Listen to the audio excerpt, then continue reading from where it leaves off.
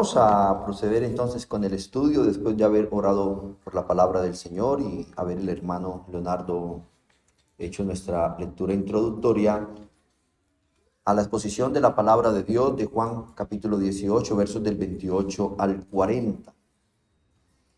Y yo quiero que leamos el verso 28, que dice lo siguiente: llevaron a Jesús de casa de Caifás al pretorio. Era de mañana y ellos no entraron en el pretorio para no contaminarse y así poder comer la Pascua. Mis queridos hermanos, antes de culminar con nuestro estudio del capítulo 18 de Juan, en lo relacionado a esos sucesos que rodean el juicio que acabamos de leer de nuestro Señor Jesús ante Pilato, es necesario que nos detengamos a observar la Pascua.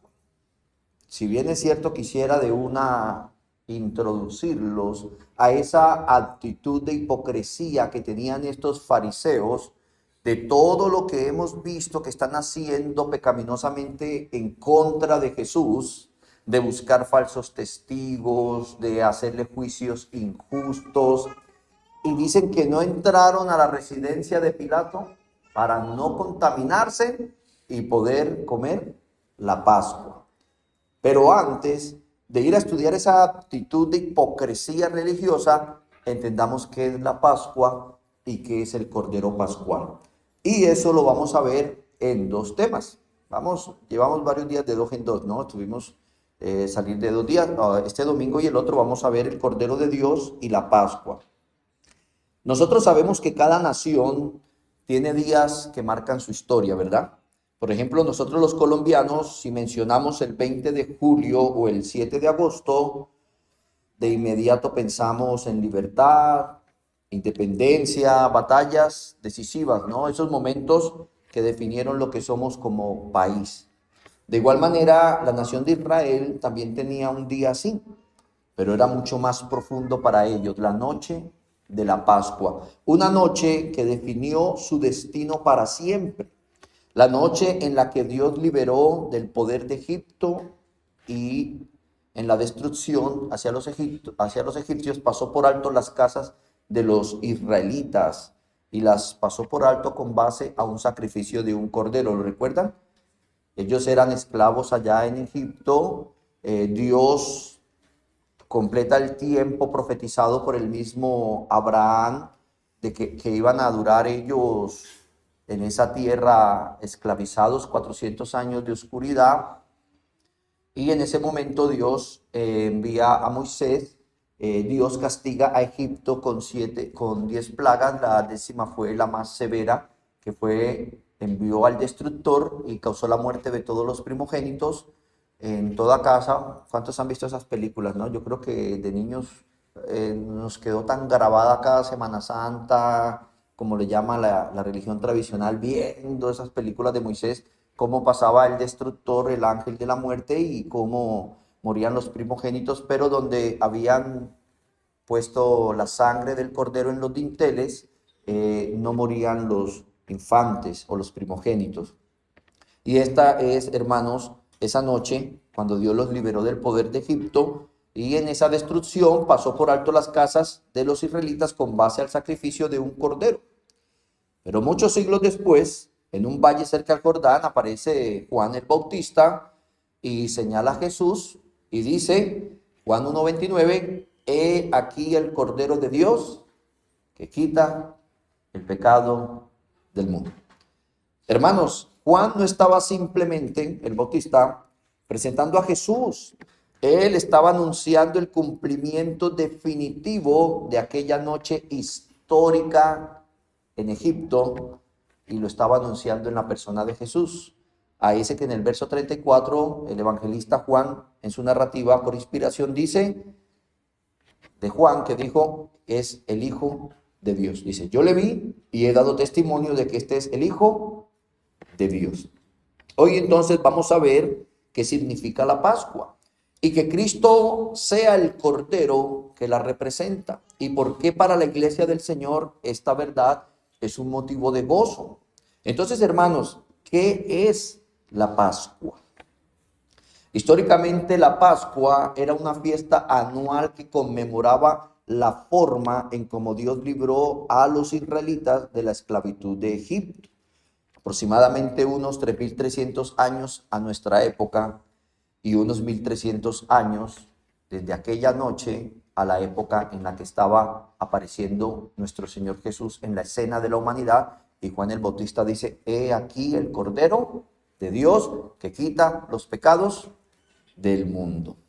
De acuerdo con el Nuevo Diccionario Ilustrado de la Biblia, la palabra Pascua viene del vocablo Pesach, que literalmente significa pasar por alto o encima. Por eso los que les gusta el inglés saben que Pascua es Passover, pasar por encima, ¿no? Passover, el ángel de la muerte pasó por encima de las casas de los israelitas y no tocó sus primogénitos, porque los dinteles y los postes de sus puertas estaban untados con la sangre de un cordero que los libró de la destrucción, un cordero que tipificó de ahí en adelante el verdadero cordero que quita los pecados del mundo, y que, como decía ahorita, 1.300 años después estaba apareciendo en la escena de ese que Juan el Bautista declara el Hijo de Dios, Dios encarnado en un ser humano, viniendo a esta tierra a poner su vida por nuestros pecados. Y aquí empiezo a hacer aplicaciones, hermanos. No importa cuál es su pecado. Quizás todos tenemos pecados que, si hoy los expusiéramos en esta proyección, saldríamos de aquí avergonzados. Saldríamos hasta con deseos de quitarnos la vida. Pero no importa. Dios no escatimó, Jesús no escatimó ser Dios mismo como algo a que aferrarse, sino que tomó la forma de siervo, haciéndose como un hombre, y se humilló yendo a la muerte de cruz, pagando por esos horribles pecados que nosotros cometimos. Y Él ahora nos presenta delante de Dios no como Adán, sino como el postrer Adán, que es nuestro Señor Jesucristo. En Él tenemos perdón de los pecados. Entonces, mis queridos hermanos, esta Pascua, que significa pasar por encima, y en sentido figurado es preservar, mostrar misericordia. Pero una definición no basta para entender la magnitud de lo que Juan dice de Jesús. Y aquí es necesario, hermanos, volver al inicio de aquella noche que marcó la historia de esa nación de Israel. Y leámoslo en Éxodo capítulo 12, versos del 1 al 7. Dice así la palabra del Señor: habló Jehová a Moisés y a Aarón en la tierra de Egipto, diciendo: este mes os será principio de los meses para vosotros. Para vosotros será este el primero en los meses del año. Hablad a toda la congregación de Israel diciendo: en el 10 de este mes tómese cada uno un cordero según las familias de los padres, un cordero por familia. Mas si la familia fuere tan pequeña que no baste para comer el cordero, entonces él y su vecino inmediato a su casa tomarán uno según el número de las personas, conforme al comer de cada hombre, haréis la cuenta sobre el cordero. El animal será sin defecto, macho de 1 año, lo tomaréis de las ovejas o de las cabras, y lo guardaréis hasta el día 14 de este mes, y lo inmolará toda la congregación del pueblo de Israel entre las 2 tardes. Y tomarán de la sangre y la pondrán en los 2 postes y en el dintel de la casa en que lo han de comer. Luego, en ese mismo capítulo, en los versos del 12 al 14, dice: pues yo pasaré aquella noche por la tierra de Egipto y heriré a todo primogénito en la tierra de Egipto, así de los hombres como de las bestias, y ejecutaré mis juicios en todos los dioses de Egipto, yo Jehová. La sangre os será por señal en la casa donde vosotros estéis, y veré la sangre y pasaré de vosotros, y no habrá en vosotros plaga de mortandad cuando hiera la tierra de Egipto. Y este día os será en memoria, y lo celebraréis como fiesta solemne para Jehová durante vuestras generaciones, por estatuto perpetuo lo celebraréis. Es, hermanos, cordero, que más adelante vamos a ir mirando entre este domingo y el otro, que esos corderos, esos animalitos no podían quitar el pecado del ser humano, por eso cada año tenían que estar haciendo ese simbolismo. Ellos apuntaban a ese que vio Juan el Bautista, a Jesucristo, quien iba a quitar los pecados del mundo una vez para siempre. Entonces, hermanos, esto no fue simplemente una tradición religiosa, fue un acto de fe. Y así es como nos lo enseñan las mismas escrituras. Unos 1400 años después, dice el autor de los Hebreos, en el capítulo 11, en el verso 28, dice: fue por la fe que Moisés ordenó que el pueblo de Israel celebrara la Pascua y rociara con sangre los marcos de las puertas para que el ángel de la muerte no matara a ninguno de sus primeros hijos varones. Entonces, en la Pascua, los israelitas celebraban la obra amorosa y misericordiosa y gratuita de Dios para su pueblo. En ella, Dios pasó por alto las casas de los israelitas imperfectos y pecadores el día que juzgó la nación de Egipto, y lo pasó por alto, como dice Pesach o Passover, ¿sí?, con base al sacrificio de un cordero inocente que debía morir para que el pueblo elegido pueda vivir. Pero ¿por qué Dios, hermanos, hizo esto por Israel? La Pascua no puede entenderse si no entendemos primero el corazón de Dios hacia su pueblo. Ese corazón amoroso, misericordioso, que lo mueve en gracia. Entendamos lo siguiente: Israel era un símbolo de la elección por gracia de Dios, como dice Deuteronomios capítulo 7, leamos los versos del 7 al 9, que dice así: si el Señor se agradó de ustedes y los eligió, no fue por ser ustedes. Mire, hermanos, aquí es importante entender algo. Le está diciendo, si Dios se agradó de ustedes y los eligió, no fue por ustedes. Y aquí hay que entender algo: la nación de Israel que está ahora en Medio Oriente ya no es este Israel, según la promesa, sino según la carne. Ellos ya no son el pueblo de Dios. Dios se divorció de ellos. Y ahora el pueblo de Dios, como nos enseña la Biblia, no es el que desciende de Israel según la carne, sino según la promesa, que se dijo: en Isaac será tu descendencia. Y las promesas no iban a la nación como tal, sino a lo que ellos poseían, la simiente que es Jesucristo, el verdadero Cordero de Dios que quita los pecados del mundo. Entonces aquí estamos viendo, hermanos, una elección incondicional, como dice el verso 7, si el Señor se agradó de ustedes y los eligió, no fue por ser ustedes el pueblo más numeroso de todos, porque son el más insignificante. No por mérito de ellos, hermanos, sino por amor, por fidelidad y por la promesa a la simiente. Mire lo que dice ahora el verso 8. Sino por amor, por el amor que les tiene y para mantener el juramento que había hecho con sus antepasados.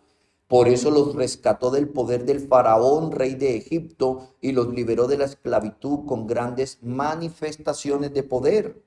Esto aquí nos habla, hermanos, de una fidelidad ilimitada de Dios hacia su pueblo pactual. Pero no se trata de nosotros, se trata de que usted y yo estamos unidos por el Espíritu Santo al cuerpo de Cristo, a quien fueron hechas todas las promesas. Recuerden, todas las promesas fueron hechas no a la nación, sino a lo que portaba la nación, la simiente de la mujer que iba a herir la cabeza de la serpiente. Hablando de Cristo, mis queridos hermanos. Dice el verso 9, conoce pues que Jehová tu Dios es Dios fiel, que guarda el pacto y la misericordia a los que le aman y guarda sus mandamientos hasta 1000 generaciones, ¿no? Y esto es un vivo ejemplo de que el número 1000 es usado en la Escritura como un periodo de tiempo indeterminado, porque no quiere decir que a las 1000 generaciones entonces ya Dios no será Dios, entonces sería mutable y no sería Dios, perdería su atributo de inmutabilidad. Ahora la Biblia dice que la promesa no iba a la nación como tal, les acababa de aclarar este punto, ¿no? Sino a los que portaba esta nación. Israel era la portadora de la simiente de Eva, que es nuestro Señor Jesucristo. Mire lo que dice Gálatas capítulo 3, versos 15 y 16. Y porfa, préstenle atención para que lo puedan comprender. Dice, hermanos, hablo en términos humanos. Un pacto, aunque sea humano, una vez ratificado, nadie lo invalida ni le añade condiciones. Ahora bien, las promesas fueron hechas a Abraham y a su descendencia. No dice y a las descendencias, como refiriéndose a muchas, sino más bien a una y a tu descendencia, es decir, a Cristo. Porque cuando nosotros que somos bautistas reformados y que nuestra noción del entendimiento del Apocalipsis y de las doctrinas del fin de los tiempos nos ubica en una posición amilenarista de la doctrina del fin de los tiempos, muchos dicen, pero entonces, ¿qué pasa con Israel? Cuando nosotros afirmamos que Dios se divorció de esa nación de Israel que está allá, que esa nación de Israel es una nación como cualquier nación y que de ahí también, igual que como hay colombianos, venezolanos, etcétera, que van a recibir el mensaje de la palabra y van a venir a Cristo, algunos israelitas van a venir a Cristo. Ellos ya no son el pueblo de Dios. Entonces dicen, pero entonces, pastor, Dios falló a las promesas. La misma palabra de Dios nos está diciendo que las promesas no fueron nacionalistas, las promesas fueron a la simiente que portaba esta nación, a Jesucristo. ¿Por qué aclaro esto? Porque es que hay un afán dentro de un sector del cristianismo que las iglesias tienen que recoger dinero, aún el dinero que no tienen, para mandarlo a Israel, para que Israel construya el templo y reactive los sacrificios. Y esto es una herejía para nosotros y para Dios, en especial cuando entendemos el mensaje de la Biblia, hermanos. Es que los judíos creen que el Jesús que vino es un farsante, que no es el verdadero Mesías. Y ellos siguen celebrando sus fiestas judías, que son, es una orden ceremonial por la fe en que va a venir el antetipo de estas promesas, que es el Mesías. Pero ellos no creyeron a la palabra de Dios a través de Juan el Bautista, que dijo, he ahí el Cordero de Dios, el que le iba a poner fin a todas las fiestas, a todas las ceremonias, el antetipo del tipo que se estaba cumpliendo. ¿Qué es un tipo? Pues todo lo que apunta a algo. Sí, es como la fotografía, digo yo, no es correcto que usted, bueno, hoy en día eso ya no se ve, quizás de pronto en el área de los militares, pero cuando yo era niño, mi papá viajaba a África y Arabia Saudita un año por temas de trabajo. Y uno, lo único que tenía para verlo era su foto. Ahora, ¿se acuerdan también en la época de las migraciones a Estados Unidos cuántos latinos tenían su familiar que se iba para Estados Unidos y 15 años sin verlo, y cuando eso no estaba el internet como hoy, que hoy en día usted habla con cualquier persona ya ahí por WhatsApp, que pues es una bendición para muchos, ¿no? De poder ver su familiar ahí face to face. Pero entonces llega el familiar después de 15 años y hay la familiar con la foto y llega el familiar y hola. No, esa foto se bota, es una sombra de una realidad que está presente. Y si usted, mi querido hermano, usted ve inocente ir a una sinagoga judía o a una reunión judía a participar de una ceremonia que es un tipo del antetipo que ha de venir, usted igual que ellos está diciendo que el Jesús que vino hace más de 2000 años es un farsante. Es delicado, hermano. Las cosas no se hacen porque parecen bonitas. Ay, qué amor, todo es bello, todo es... No, tengan cuidado, mis queridos hermanos, en el momento en que usted participa de la ceremonia de la ley de Moisés, está rechazando al Mesías que ya vino. Y esto es un peligro. Dios ya encarnó en un ser humano, ya murió en la cruz, se ha efectuado la salvación de su pueblo en esa transacción. Nosotros hemos sido justificados por la muerte de Cristo y ahora esperamos en él su segunda venida. Los israelitas la primera, porque no creyeron en él. Dios se divorció de ellos y su esposa ahora es la iglesia. Y esto ya lo hemos predicado aquí en 2 ocasiones. Así que, hermanos, aquí es donde la historia se estrecha. La Pascua era más que un rescate inmediato. Era parte del plan eterno de Dios para llevarnos a Cristo. Dice Éxodo 12, 26, 27. Cuando os dijeren vuestros hijos, ¿qué es este rito vuestro? Vosotros responderéis, es la víctima de la Pascua. O sea, está preguntando, ¿usted se imagina al niño? La familia coger el cordero. Dice, si la familia era pequeña, ¿sí? ¿Cuántas familias pequeñas hay aquí? Con la comida de Navidad, pues inviten la de al lado para que no se pierda la comida. Y coger este cabro, ¿sí? Dice lo que comiere cada uno, ¿no? O sea, también había gente que comía un poquito más que otros y se les notaba. Coger ese animalito con la estaca y reventarlo, ¿sí? Sangrarlo. Y luego coger y untar los dinteles. Los hijos, ahora cuando empezaban a celebrarlo anualmente, los hijos van a preguntar, ¿qué es este rito vuestro? Vosotros responderéis, es la víctima de la Pascua de Jehová, el cual pasó por encima de las casas de los hijos de Israel en Egipto, cuando hirió a los egipcios y libró nuestras casas. Entonces el pueblo se inclinó y adoró a Dios, mis queridos hermanos. ¿Sabe qué nos da esto en un sentido de aplicación en el orden de la iglesia, hermanos? Que a veces los niños sabemos que no entienden lo que se predica en la doctrina. Sabemos que no entienden qué es ir un domingo a la iglesia, pero les estamos enseñando que el domingo es el día del Señor y se va a la iglesia. Y se les enseña la reverencia, se les enseña el prestar atención, se les enseña que Dios nos dio 6 días para nosotros y el séptimo dijo, es mío para la adoración. Y eso le van inculcando a los niños desde pequeños. Ellos no van a entender la doctrina, no vamos a poder juzgarles por esto, pero sí se les está inculcando el temor reverente del Señor. Este sacrificio tipificaba a Cristo. Es lo que Juan el Bautista está confirmando, ¿sí? Después de 1500 años de celebrar la Pascua, finalmente aparece aquel al que todos los corderos apuntaban. ¿Se acuerdan? Desde el primer cordero, ¿cuál fue el primer cordero, hermanos? La teología afirma, ¿sí? Sostiene que fue cuando Adán y Eva pecaron. Cuando Adán y Eva pecaron, ¿sí? Se abrieron sus ojos, su conciencia y se dieron cuenta que estaban desnudos y sintieron vergüenza. Y ellos trataron de cubrir su propio pecado con su propia estrategia, hojas de higos, ¿sí?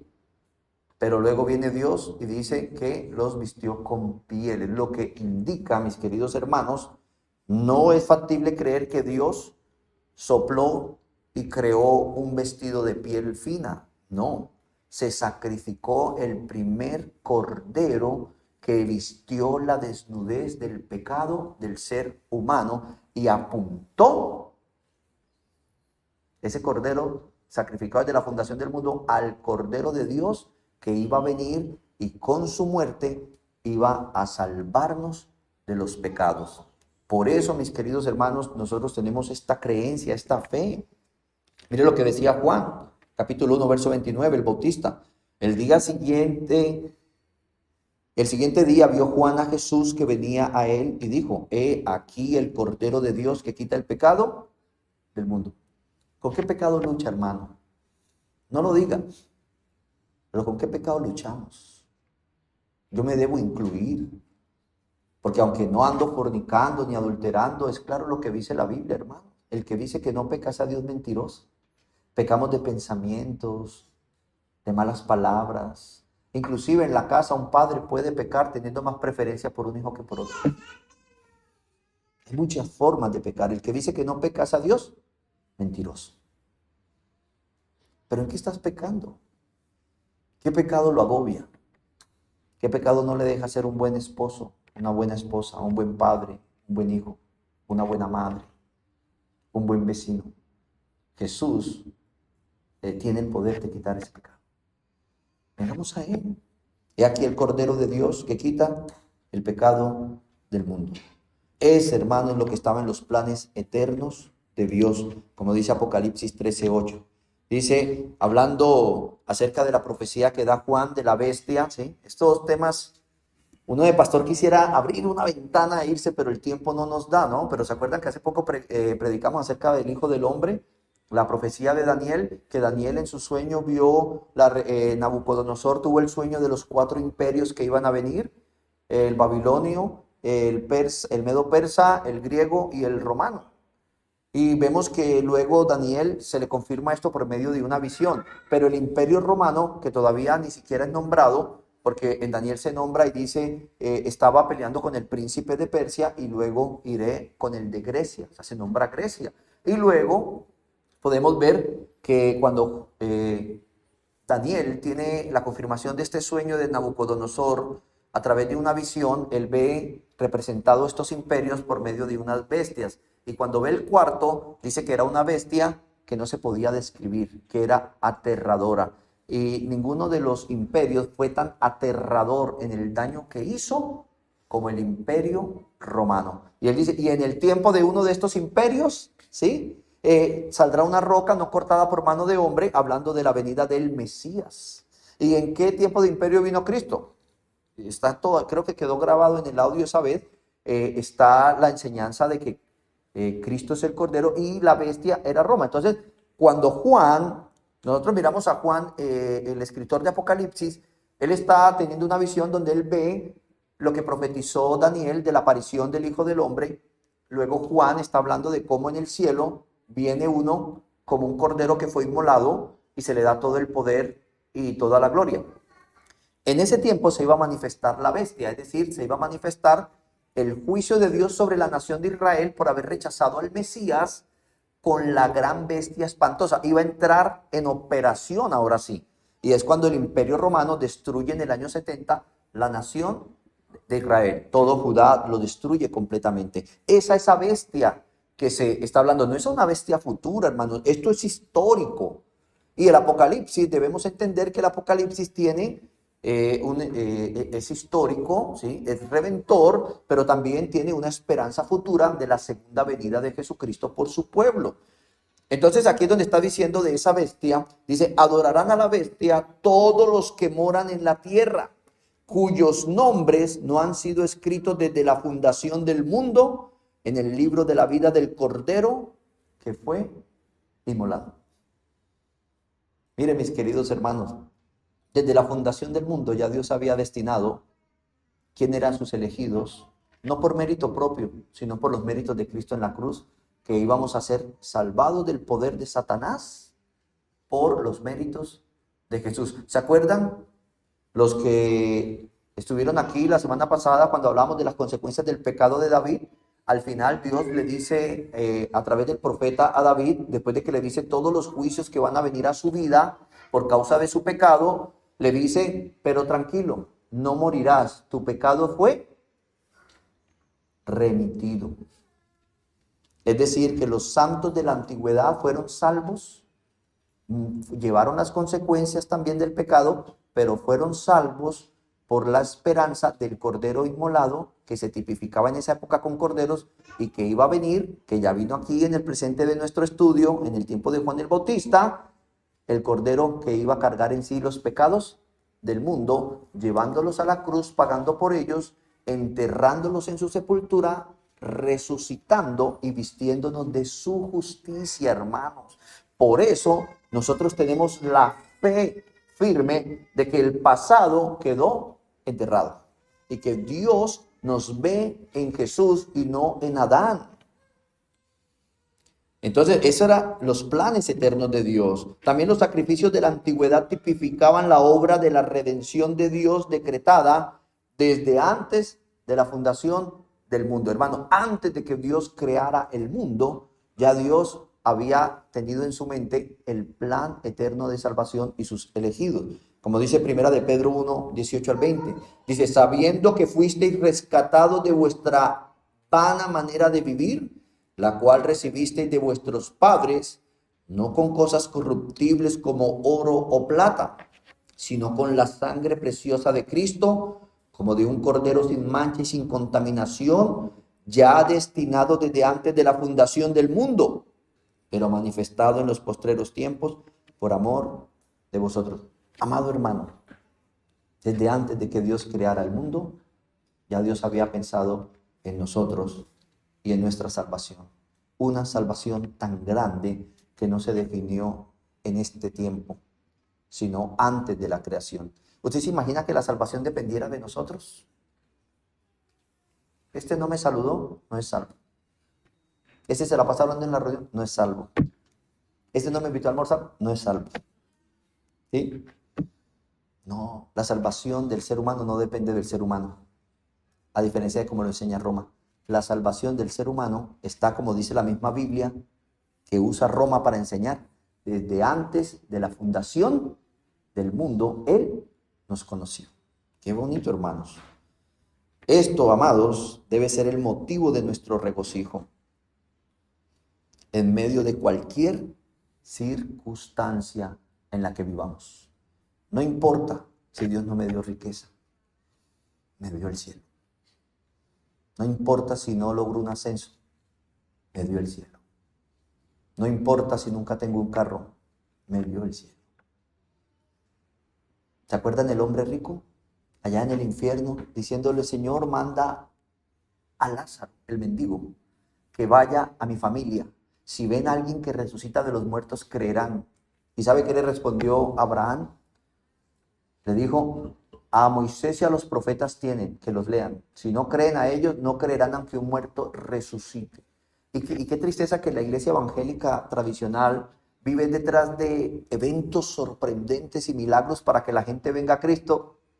Si no nos convence la palabra de Dios, mis queridos hermanos, no nos convence nadie. Por eso el cristiano no debe volverse hostil ante su familia.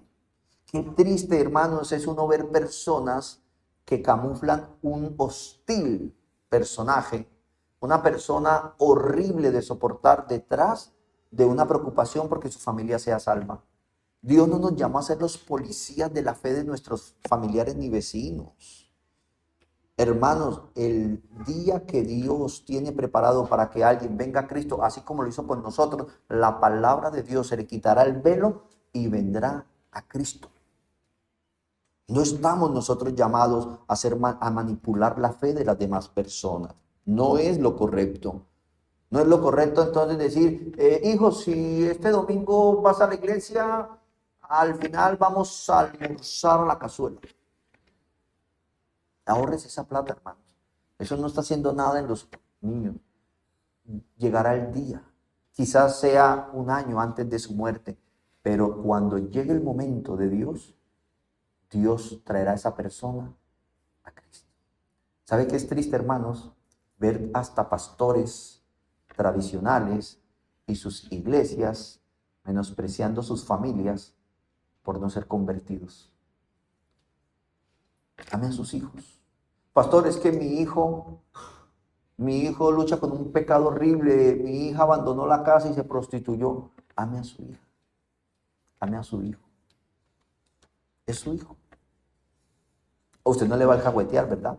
No va a poner ahí en la puerta de su casa, se atienden hombres de 10 a 1 de la mañana, precio y tal. No vamos a participar del pecado de ellos, ¿verdad? Pero los vamos a amar. Los vamos a amar. Mire, usted sabe que cuando un niño pierde sus padres, ¿cómo se le llama? Un huérfano. Cuando una esposa pierde su esposo es una. Pero cuando un padre pierde un hijo es un ¿qué? Padre. No hay ni siquiera palabras para eso. Está esa esposa, ese esposo, es suegro, pero no está, es hijo. No existe. Por eso Dios decidió representar la filiación en una relación de padre e hijo en la encarnación de Jesús. Entonces no quiere decir que vamos a acolitar el pecado de nuestros hijos, pero vamos a amarlos. Así nos lo dio Dios. Dice, antes de nacer en el vientre, el que va a robar ya está corrompido. Y el que va a servir a Dios ya está llamado por Dios al servicio. Ame a sus hijos. Usted ponga su parte y Dios se encargará del resto. Pero no hemos sido llamados a manipular la fe de los demás y a abusar, hermanos.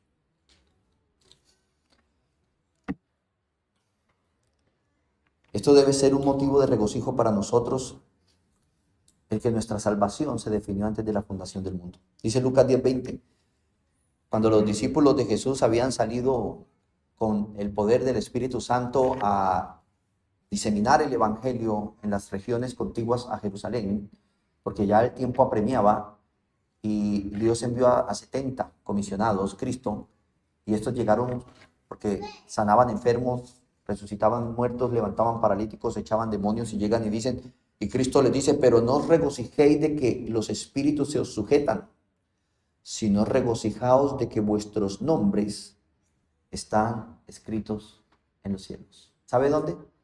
En el libro del Cordero, que fue inmolado. ¿Y desde cuándo estamos ahí? Desde antes de la fundación del mundo. Y entonces, como enseñamos la semana pasada, ¿puede caer un cristiano en pecado? Sí. ¿Tocar fondo? Sí. Pero vienen consecuencias. Y esto debe ser un motivo, hermano, de nuestro regocijo. Entonces dice, pero no os regocijéis de que los espíritus se os sujetan, sino regocijaos de que vuestros nombres estén escritos en los cielos. Regocijaos, hermanos. Y aquí tengo yo que exhortar un poco al descontento y a la avaricia.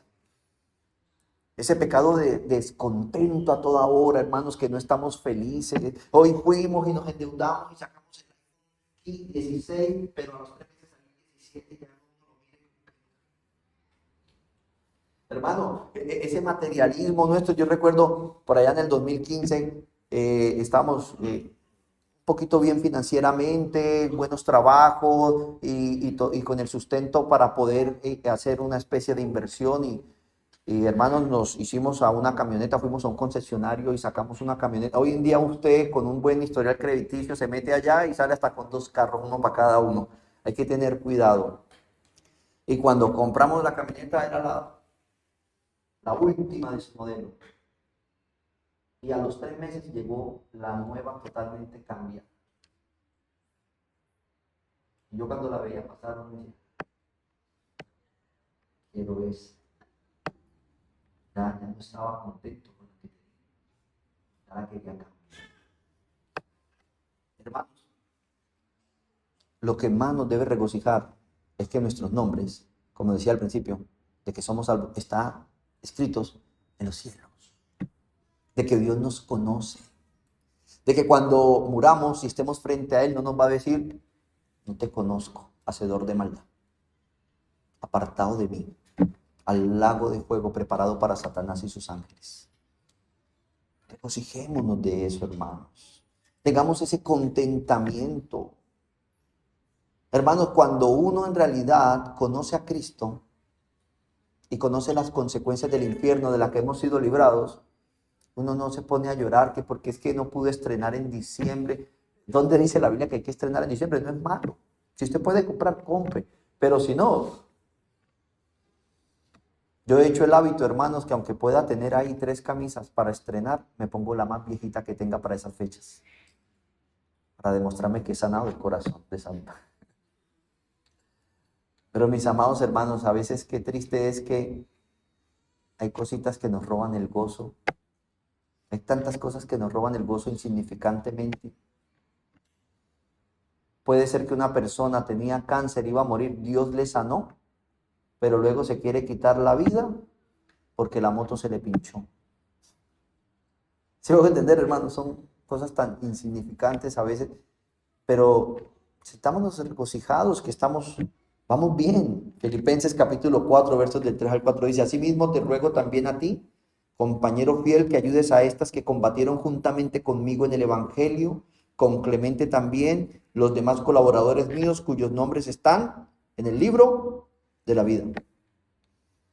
Hermanos, la Biblia habla de que nuestros nombres están escritos en el cielo, de esos elegidos de Dios, de esos que Cristo ha llamado a su cuerpo, que es la iglesia.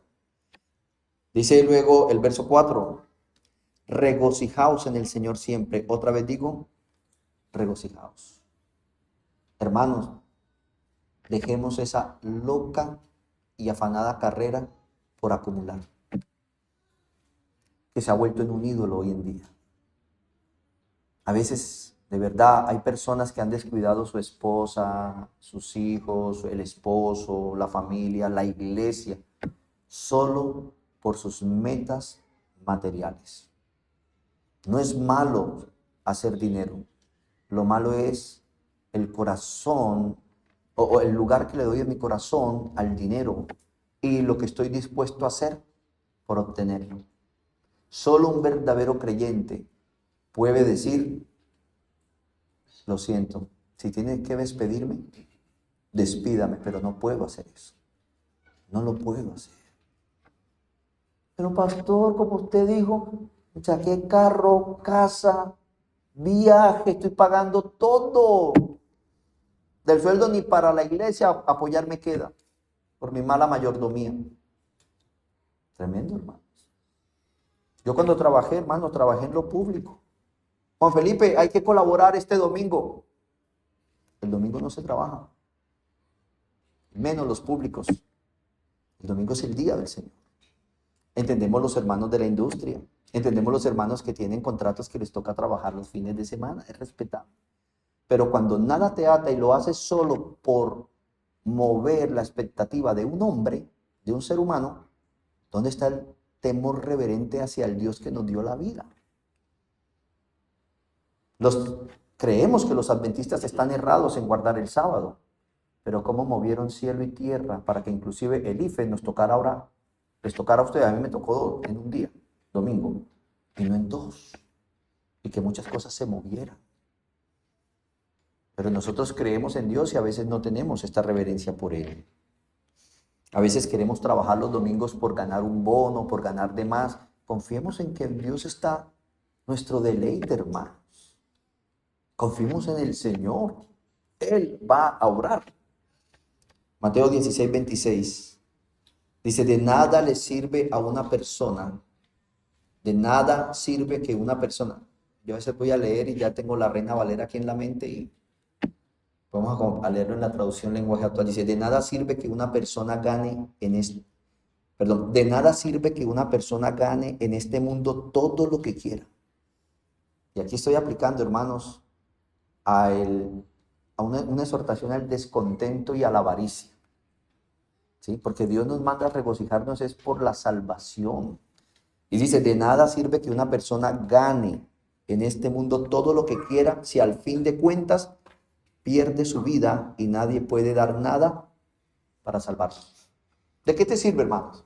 Alcanzar el puesto ideal, el apartamento, la casa ideal, la cabaña ideal, en la playa, en la montaña, los viajes ideales, si al final mi vida se pierde y me hallo como el rico, deseando que el mendigo pordiosero en la puerta de su casa untara su dedo de pordiosero en agua y le tocara la ley. ¿De nada sirve, hermanos? Dice la Reina Valera antigua esta misma porción. Porque de qué aprovecha el hombre si granjeare todo el mundo y perdiere su alma. ¿O qué recompensa dará el hombre por su alma? Esta palabra granjeare. Esta palabra fue acomodada a ganar, de donde viene la palabra ganado, y es de acumular. ¿Sí? Y nosotros tenemos un afán por acumular. Un afán por aparentarle a otros, a los que no les importamos nada, y queremos acumular. Pero mire lo que dice Lucas 12, que es tan curioso, versos del 15 al 21. Y luego dijo, tengan cuidado con toda clase de avaricia. La vida no se mide por cuanto tienen. Mire, hermano, dígale a su vecino, amado, su vida no se mide por cuanto tienes. Y enseguida Jesús les puso este ejemplo. Las tierras de un hombre muy rico habían dado una gran cosecha.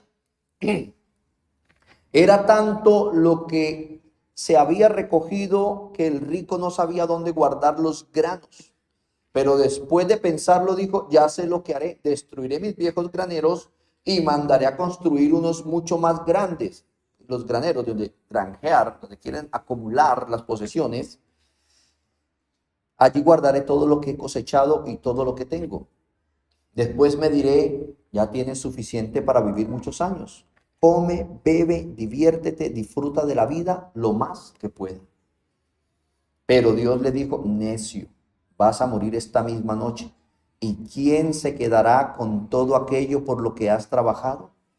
Así es el que almacena riquezas terrenales, pero no es rico en su relación con Dios. Perdón, así es el que almacena riquezas terrenales, pero no es rico en su relación con Dios, es un necio. Hermanos, ¿cuántas veces de necios estamos alocados y afanados por tener? No es malo tener, vuelvo y digo, es qué hago para tener. Sacrifico el tiempo que necesita mi esposa, el esposo, los hijos, la iglesia misma del Señor, la adoración a Dios en el día del Señor. ¿Qué sacrifico yo por tenerlo? De necios, hermanos. Mire, estaba recordando ayer una historia de un hombre que dejó una propiedad en esta ciudad hace muchos años y uno de los herederos, eran tres, mandó a matar a sus dos hermanos por quedarse con la herencia. Luego él fue preso y todo quedó para remate en los bancos, en los juzgados, etcétera. Y yo puedo ver ahí unos padres afanados en dejarle herencia a los hijos, pero no trabajaron en el carácter de los hijos. ¿Y cuántos hijos obtienen algo de sus padres y al año ya no tienen esa riqueza? Y a veces los padres lamentablemente están más preocupados por qué dejarle a mis hijos, que estudien algo que les dé plata y no, que quizás ni lleguen a la universidad, hermanos. Estaba yo en Bucaramanga cuando me enteré de un accidente de una joven de noveno, 10º grado de optometría, que yendo para la universidad, ya estaba que se graduaba, creo que yo eran hasta nueve semestres, y se accidentó yendo para la universidad su último semestre y murió. Quizás ni lleguemos. Como dijo una vez alguien en internet, ¿no? Existe el 0.0000000013 que su hijo sea un atleta de alto rendimiento, un medallista olímpico, una estrella del rock, una estrella del cine. Pero existe el 100% de que estará frente a Dios el día de su muerte e irá al juicio eterno. Sí, hermanos, que a veces nuestras prioridades tenemos que venir a la palabra de Dios para que nos sacude y nos diga, ¿en qué estás pensando, hermano? ¿En qué estás pensando? Concluimos entonces que la elección amorosa de Dios por sí sola no protegería al pueblo de Israel de la muerte allá en Egipto. Pero la gracia de Dios proveyó la redención a través de la sangre del Cordero a esos elegidos. Esa sangre por la cual el pecado de ellos fue expiado. Evento que se convirtió en una fiesta solemne para la dicha del pueblo, ¿no? Recuerden Éxodo 12:14. Y esto será en memoria y lo celebraréis como fiesta solemne para Jehová durante vuestras generaciones, por estatuto perpetuo lo celebraréis hasta que viniera el verdadero Cordero. Por eso, hermanos, a mí me da tanta tristeza cuando veo a algunos pastores tradicionales poniendo memes. Iglesia, vamos a celebrar Pascua. Ya encargamos el cabro. Vamos a comer pepitoria. Hacen unos simbolismos raros. Si ya nuestra Pascua, que vamos a terminar de ver el otro domingo, ya se cumplió en Cristo. Tenemos otra Pascua. Eso celebran que el Yom Kippur, y usted ve ahora pastores poniéndose una manta de esa que usan los rabinos allá que odian a Jesús. Y vaya usted a Israel, hermanos. Ojalá podamos ir a Israel a conocer los que no hemos ido, ¿verdad? Pero no es pensar que eso nos va a hacer más santos. Pero vaya usted allá y acérquese a un rabino y diga, Jesús vive en mi corazón, y te escupen, te patean y hasta te matan. Vaya, háganlo. Y los pastores y que con esas mantas rabínicas y con un chofar que es un cacho en la iglesia y eso arman una parranda de locos. Y la gente nos generaliza. Yo digo, no, para mí esos no son cristianos. O nosotros somos otro tipo de cristianos, pero igual no somos. Pero no son sus hermanos, quizás medio hermanos. Es de todo un poco, ¿no? Quizás hayan salvos de Dios ahí como la nación de Israel, esclavos de Egipto y de un faraón. Éxodo 12, versos 26 al 27. Cuando os dijeren vuestros hijos que es este rito vuestro, vosotros responderéis, es la víctima de la Pascua de Jehová, el cual pasó por encima de las casas de los hijos de Israel en Egipto, cuando hirió a los egipcios y libró nuestras casas. Entonces el pueblo se inclinó y adoró. Entonces, hermanos, hemos visto lo que significa la Pascua y que apuntaba a Cristo, ¿verdad? De esto surge una pregunta necesaria, ¿no? Si Cristo cumplió lo que la Pascua simbolizaba, ¿debe la iglesia seguir celebrándola? ¿Sí?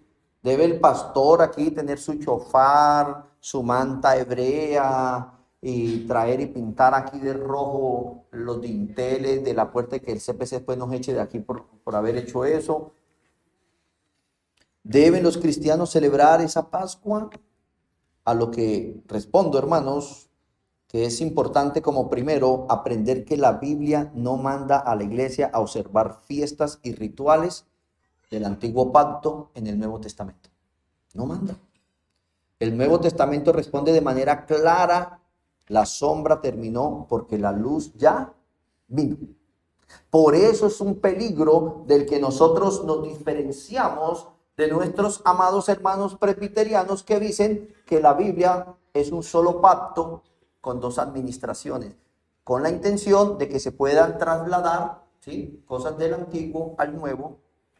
Y esto no es correcto, porque estamos negando lo que el mismo Señor Jesucristo dijo: este es mi nuevo pacto, un nuevo pacto en mi sangre. Entonces el Señor tomó más vino, yo creo, y se embriagó, porque si ellos solo afirman un pacto y el Señor está diciendo que hay uno nuevo, porque el primero fue violado y no se podía cumplir, el segundo no se puede transgredir porque lo estamos cumpliendo siendo parte del cuerpo de Cristo.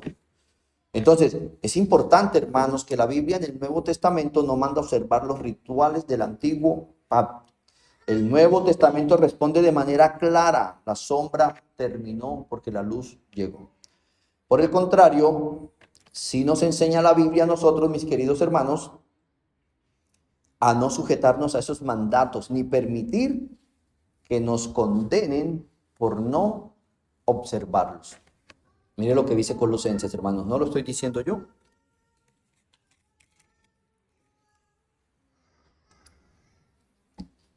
Por lo tanto, no permitan que nadie los condene por lo que comen o beben, o porque no celebran ciertos días santos, ni ceremonias por luna nueva, ni los días de descanso, pues esas reglas son solo sombras de la realidad que vendría, y Cristo mismo es esa realidad. Y tenemos la evidencia en Juan el Bautista: he ahí el Cordero de Dios. Dice la versión PDT: estas son cosas del pasado, imágenes borrosas de lo que estaba por venir, pero ahora tenemos a Cristo, que es la realidad. Hermanos, ¿es claro que la Biblia dice o no es claro? Colosenses capítulo 2, versos 20 al 23. Dice: ustedes están unidos a Cristo por medio de su muerte en la cruz y ya no están sometidos a los espíritus que gobiernan este mundo. Entonces, ¿por qué se comportan como si todavía estuvieran bajo su dominio? ¿Por qué obedecen a quienes les dicen: no toquen esto, no coman esto, no prueben aquello? Esas reglas no son más que enseñanzas humanas que con el tiempo van perdiendo su valor. No se puede negar que son útiles porque enseñan acerca de la conducta religiosa, la humildad y el dominio del cuerpo, pero lo cierto es que no ayudan a combatir los malos deseos de nuestra naturaleza humana. Mira, aquí hubo una persona que se fue de la iglesia porque qué pastor que diga que es malo comer rellena, qué pastor que diga que es malo comer el pollo porque al pollo lo matan ahogándolo y la Biblia dice que no hay que comer de ahogado. Pastor que diga, le quiera, hermano, yo también como los huesos del pollo. Yo creo que usted aquí no tiene cabida. En serio, a veces hay personas que cuelan el mosquito. En serio, cuelan el mosquito. No, son los costeños los que se ríen, ¿verdad? Nosotros los ribereños somos más serios. Pero hermano, inclusive hasta me censuró porque que cuando yo hablo ustedes se ríen. Yo, pero la culpa es de ellos que se ríen. La culpa no es mía. Entonces me dijo que yo era un payaso y que esto era un circo lleno de mujeres, de payasas pintadas, porque también era malo que ustedes echaran rubor. Y le dije: no, hermana, la verdad. Le dije: señora tal, esta no es su iglesia. No somos su iglesia, lamentablemente. Pero hermanos queridos, en realidad nosotros debemos entender que a veces queremos colar el mosquito y tragar el camello. ¿Sí? Lamentablemente. Personas aquí criticando de pronto que una hermana vino en pantalón de jean mientras tiene un amante escondido o chatea en las redes con una persona casada. ¿Sí? Ay, mijo, la hija de fulana de 16 años salió embarazada. Sí, se veía que era una cualquiera, pero dolido porque no fue cliente. Colar el mosquito, tragar el camello. Y eso lo vamos a ver de este domingo en 8. Esos fariseos no entraron al pretorio, que es la residencia de Pilatos, y que funcionaba como la sede administrativa representante de Roma, para no contaminarme porque vamos a comer la Pascua. ¿Sí? Hermanos, mientras estaban orquestando la muerte del dador de la vida. ¿Sí ve lo que es la hipocresía religiosa, lo que nos lleva, hermanos? Por eso uno debe tener cuidado con la iglesia donde va, porque a veces hay pastores pensando que viene de Dios atropellar a otras personas, quitarle la casa al uno, quitarle el carro al otro, y a esto no nos ha llamado Dios, claramente.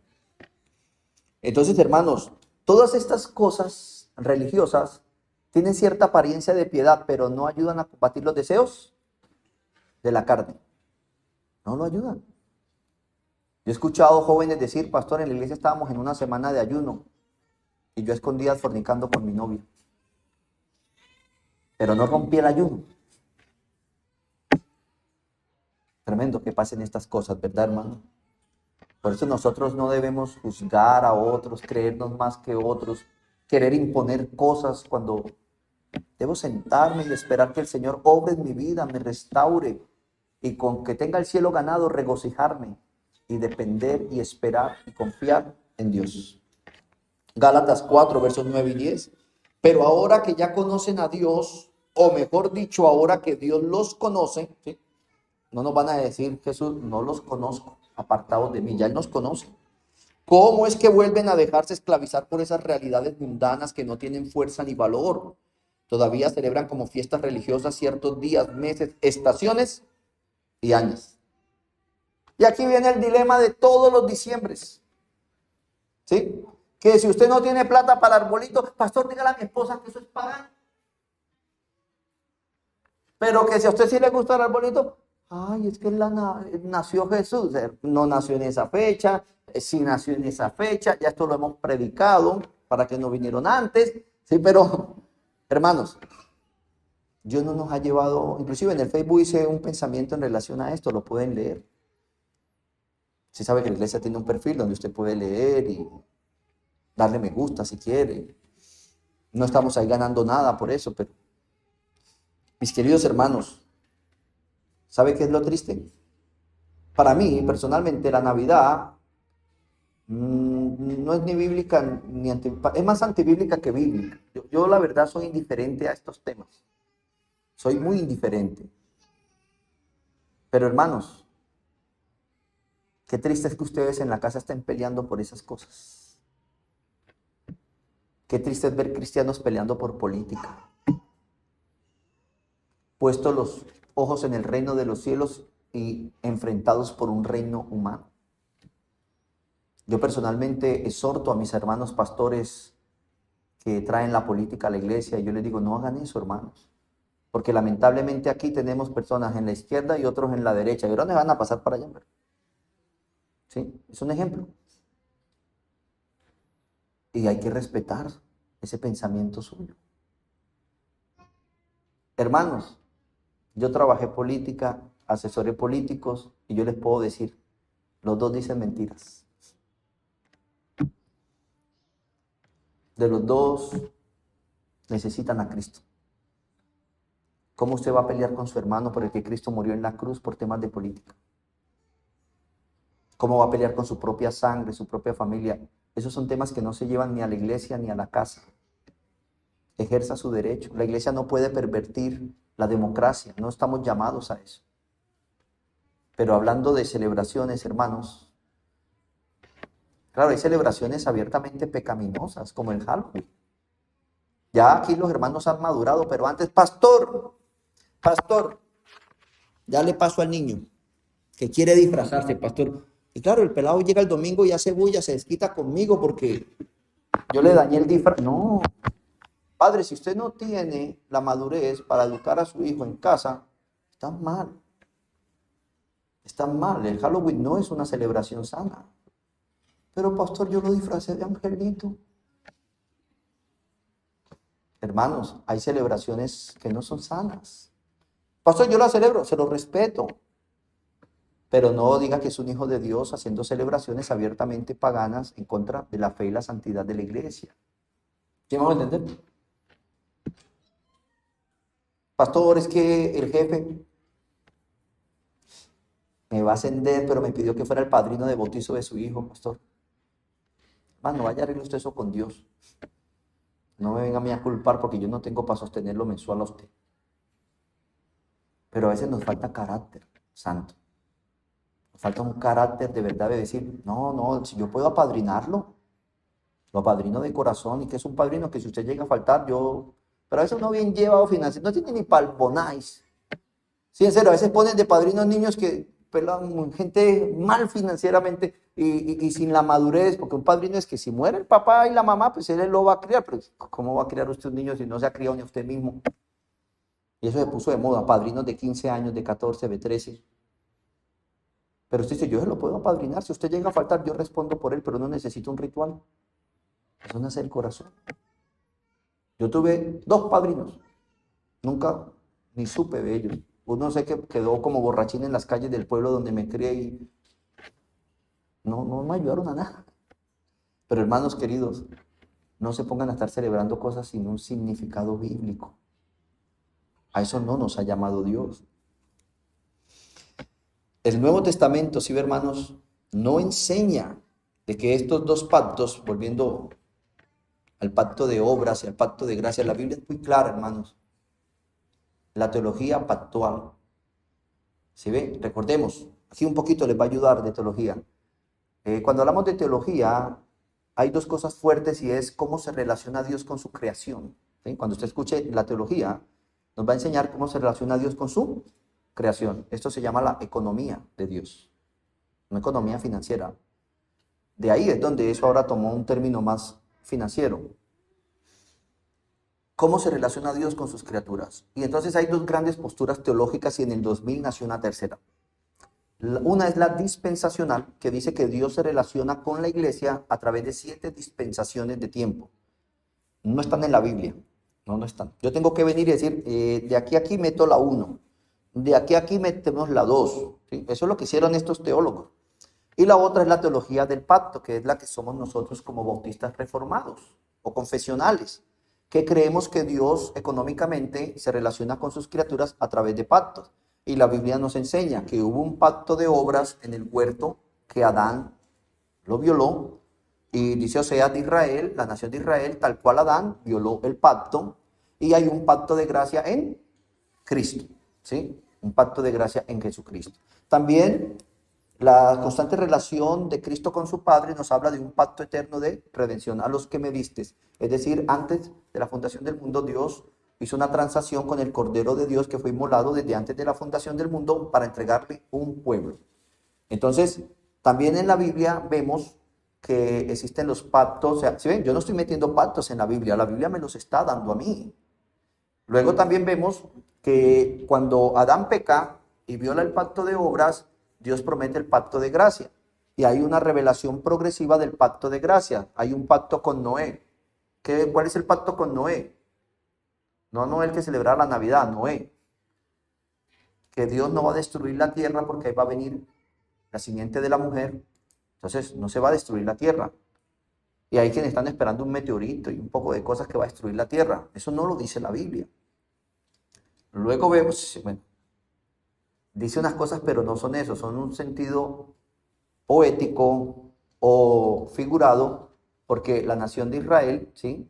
Se le llamaban a sus generales los soles y las estrellas, y también recuerden que Josué tuvo un sueño que vio que la luna y el sol, hablando de Jacob y su madre y sus hermanos, las 11 estrellas, iban a inclinarse ante él.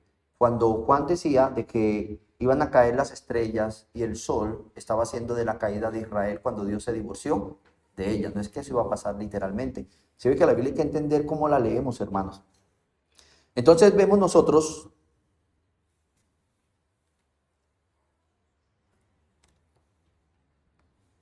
que luego del pacto de Noé viene el pacto con Abraham, donde Dios le promete a Abraham que de él saldrá la nación que portará esa simiente y que serán muchedumbres de gente. Y luego Dios hace un pacto con Moisés, se cumple la promesa a Abraham, ¿sí? De que una familia se convierte en una nación y se regula con leyes. Entre esas, la ley ceremonial que llevaba todo el simbolismo del tipo que apuntaba a Cristo, que es el antetipo. Venido el Cordero de Dios, esta ley ceremonial quedó anulada. Y luego hace un pacto con David de que de su linaje real es que va a venir el Mesías. Entonces, hermanos queridos, la Biblia me da la teología pactual. Es nuestra teología. Pero entonces de ahí se describen dos ramas. Allá vemos dos grandes corrientes, no religiosas, más bien teológicas. Bautistas y presbiterianos. Los bautistas sostenemos, hay dos pactos, uno de obras y uno de gracia. Los presbiterianos dicen no, un solo pacto, pero tiene dos administraciones. Pero en realidad esto no es como la Biblia lo enseña. Que tú lo quieras leer así, te lo respeto, pero no es lo que la Biblia enseña. Entonces, mis amados hermanos, el Nuevo Testamento no enseña que estos dos pactos o sus elementos puedan ser indistintamente mezclados entre sí. Porque entonces es de ahí donde traemos, bueno, donde los presbiterianos traen, sí, con todo respeto, de que ellos pueden bautizar a los infantes y les pueden dar la cena. Algunos paidobautistas, entre ellos también, dan la cena a los infantes porque dicen que es un solo pacto y que los niños son salvos por linaje, por llamado de su familia. Y esto no es lo que la Biblia enseña en el Nuevo Testamento. Este punto, hermanos, es el tema central de Gálatas. El grado en que intentemos hacer tal mezcla indica la medida de inmadurez teológica que tiene. Pues en el instante en que se intentara juntar las leyes judiciales y ceremoniales del pacto de obra a la gracia, ¿sí?, o a la fe del pacto de gracia, nuestra fe resulta vana y la promesa de Dios resultaría anulada. Es lo que dice la Biblia, Romanos 4, versos 3 al 14, Gálatas 3, leámoslo. Dice Romanos 4, 13 y 14. De hecho, Abraham y sus descendientes recibieron la promesa de heredar el mundo, pero no por cumplir con la ley, sino porque Dios los aprobó por su fe. Si los que viven para la ley recibieran la promesa, la fe sería inútil y la promesa no tendría valor, o sea, sería anulada. Y es lo que pretenden los judaizantes, los que pretenden algunas iglesias evangélicas tradicionales que solamente funcionan como iglesia, pero no han comprendido la teología. Gálatas 3:18. Porque si Dios diera lo que prometió solo a quien obedece la ley, entonces ya no lo daría para cumplir su promesa. Pero lo cierto es que cuando Dios les aseguró a Abraham que le daría lo prometido, no le pidió nada a cambio. Y como segundo, hermanos, debemos responder a esa pregunta si la iglesia debe celebrar la Pascua, ¿sí? Que la Biblia nos enseña que la primera Pascua que Moisés celebró la noche antes del Éxodo, al igual que las fiestas ordenadas como recordatorio de las grandes proezas divinas de salvación en la historia del pueblo de Israel, no eran más que una sombra, un símbolo que apuntaba hacia una realidad más gloriosa, hacia una realidad objetiva y concreta, la obra de redención en Jesucristo, que estaba ahí en este tiempo presente del estudio. Si nos vamos allá, cuando estaba Juan el Bautista, estaba a punto de suceder ahí, cuando Juan el Bautista ve y dice, he ahí el Cordero de Dios que quita el pecado del mundo.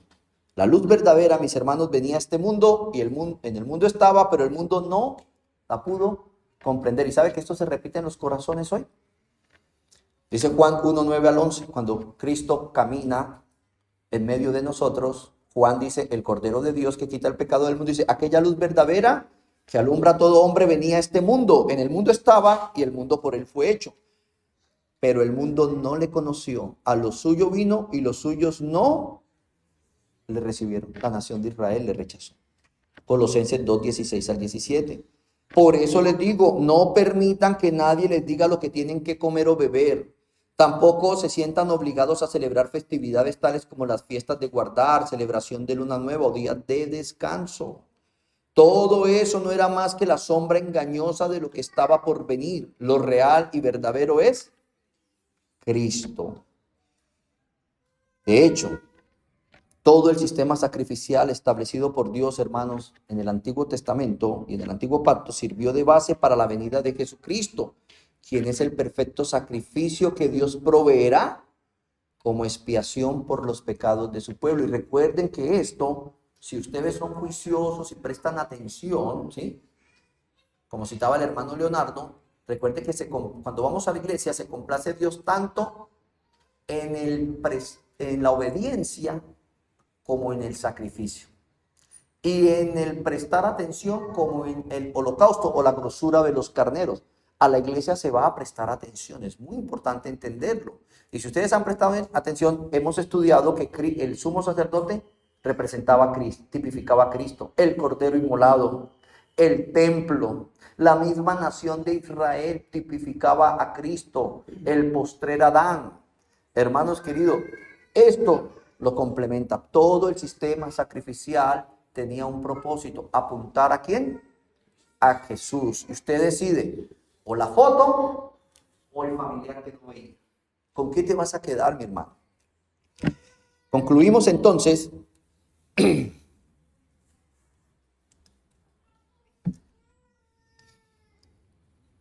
al contemplar la Pascua y ver cada detalle, o ver cómo cada detalle apuntaba a Cristo, entendemos que nada de lo que Dios hizo fue improvisado.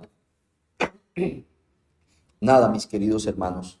Desde Egipto hasta el Calvario, desde el Cordero inmolado hasta el Cordero eterno en la cruz, toda la historia ha estado guiada por la gracia de un Dios que salva a su pueblo.